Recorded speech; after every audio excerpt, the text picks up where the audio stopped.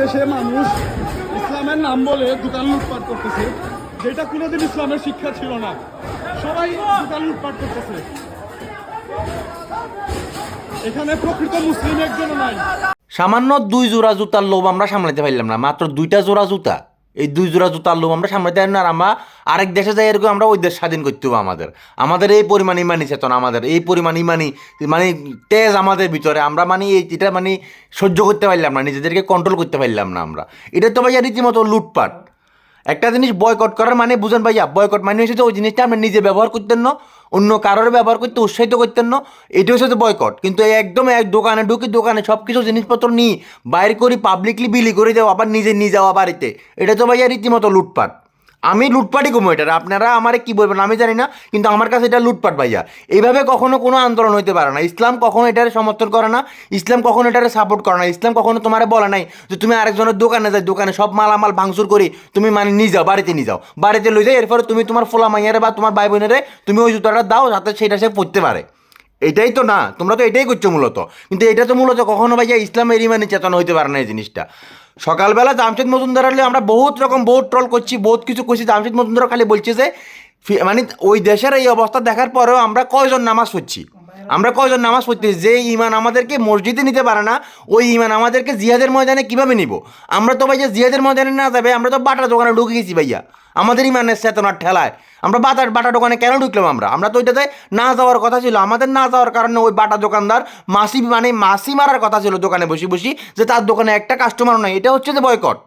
এই বয়কট করে তুমি একটা প্রতিষ্ঠানকে সর্বশান্ত করে দাও না, সমস্যা নাই তো। কিন্তু ওই দোকানে ঢুকি, দোকান ভাঙচুর করি, যাচ্ছে তাই করে ফেলা।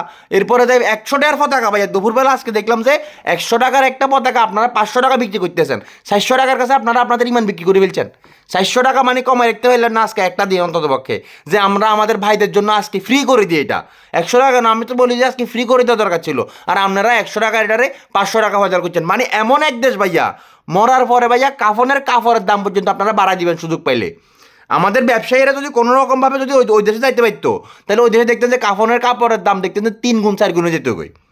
কিন্তু আমরা আফসোস, আমাদের কী পরিমাণ ইমানি শক্তি, 2টা জোড়া জুতার লোভ আমরা সামলাতে পারলাম না। এক একজনের এক এক জায়গায় এক একজন ভাঙি। এই যে জিনিসগুলো যেগুলো বাইঞ্চস ভাইয়া, এগুলো কাদের দেশের সম্পদ? এগুলো তো আমাদের দেশের সম্পদ। আমরা ওদেরকে আলটিমেটাম দিতে পারতাম, বা আমরা ওদেরকে বলতে পারতাম আমার কে কী করবো আমার দেখা পাবেন না। কিন্তু আমি জিনিসটা সুন্দরভাবে নিয়ে নেই ভাইয়া, পজিটিভভাবে নিয়ে নেই। আরেকটারা দেখলাম কিয়া, হ্যাতে দোয়ান্তন কোকা-কোলা কি নিয়ে রি, হ্যাতে নিজে এটা রাস্তার ওই থালা দিল। তো তুই যে কিনছস, তোর মাথার ভিতরে কি গু, গুও তো এত গু ন, তোর মাথার ভিতরে যে পরিমাণ গু। তো তুই যে এটা কিনছস, এই কিনার পরে যে টাকাটা দোকানদারে দিছস, ওই টাকাটা গেছে না ওদের কাছে? তাহলে তুই এটা কেন কিনলি এই জিনিসটা? ওইটা দোকানে ফরি এটা দোকানে এক্সপায়ার্ড হয়ে যাক, দোকানে নষ্ট হয়ে যাক, তখন সেটা বয় করিত। তো তোর করে আর কেমনে বুঝাবো ভাইয়া? সবাই আন্দোলনে যাওয়ার দরকার নেই, সবাই রাস্তায় নামে যাওয়ার দরকার নেই। আল্লাহর রাস্তায় ভাইয়া যাদের চিন্তা ভাবনা ভালো, পজিটিভ, তারা অন্ততপক্ষে রাস্তায় যাইয়েন। কিন্তু এই ধরনের এইভাবে উগ্রভাবে ভাইয়া আন্দোলন করি, এটা কখনো ইসলাম সাপোর্ট করবে না। আপনারা আমার গালে দিতে পারেন, করতে পারেন যে ভাই আমার ইমান দুর্বল, বা আমার ইমান ভিন্ন লাইনের, বা আমি এই লাইনের না, তাতে আমার কিচ্ছু যায় আসে না। কিন্তু আমার কাছে এই জিনিসটা ভাই সুন্দর লাগে না।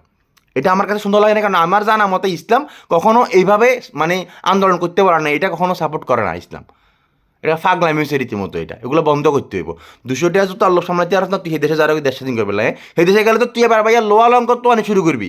কবি যে আরে লোহা অলঙ্কর এগুলো হাই আগে এগিয়ে বেশি এটা আগে বাড়া তুলি লই। কবে যে আমরা মানুষের মাল্লা জানলে কবে হেদায়ত দিব?